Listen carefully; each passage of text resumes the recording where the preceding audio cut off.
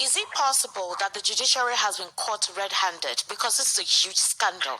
Is it possible that this is what we're experiencing now? Because based on the explanation being given at the moment, it tells that there is a lot of discrepancies that goes on.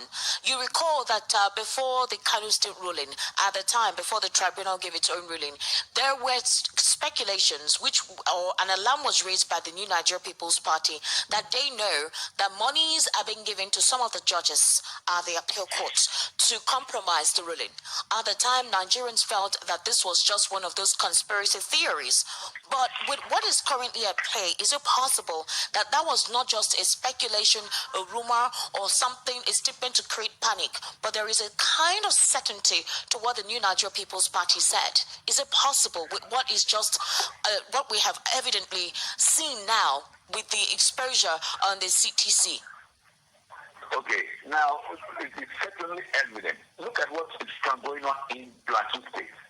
A federal legislator went in a public rally and announced that they will meet, an APC legislator announced at a public rally that they will meet PDP at the Supreme Court. And they would want to know who the PDP knows in Supreme Court, and then they will show PDP who they know in Supreme Court. What other evidence are Nigerians looking for to understand and realize that the judiciary, the justice system up to the highest court has been messed up and bastardized in Nigeria? We keep on looking for evidence until the day that they will even declare Nigerians dead. For goodness sake, the evidence. Barrister Eze? Yes. Hello? I am hearing you. All right, okay. Go ahead. The network kind of fizzled out a bit.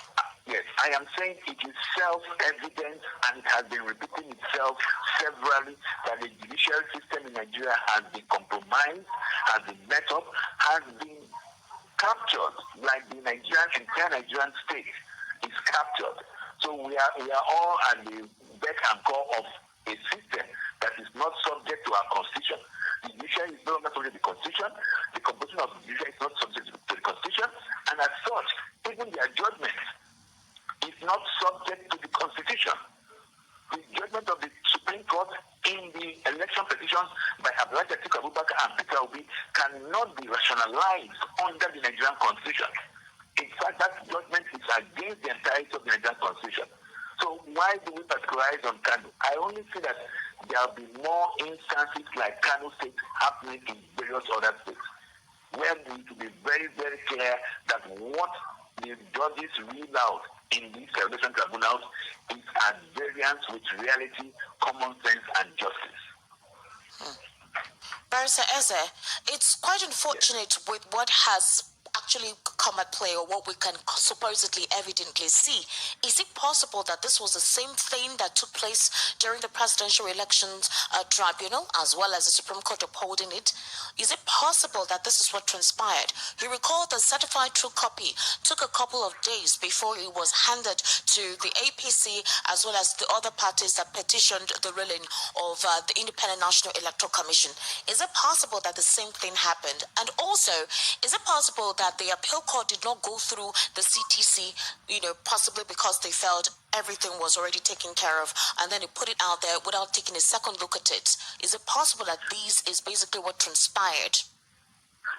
You see, when you keep on saying, is it possible, and you're talking about reality, when the certified true copy of that election tribunal judgment came out, and it was headed with in the name of the firm of the APC, it was clear to anybody who wants to reason that this was the office from where that judgment emanated from, and not the judges themselves. Because under no circumstance is the court supposed to have the letter-headed paper of one of the litigants in the case. So what is transpiring is just one of several signs that our judiciary has lost out. And we need to rejuvenate, we need to get him back on track, because what is going on now, many lawyers have lost hope in the entire system. And it's no longer a matter of what you know or what laws you can quote, but it's just a matter, like the legislator in Plateau State said, who do you know in the court? Who have you seen? Not what law or what justice is. And this continuing, it spells doom for our democracy, unfortunately.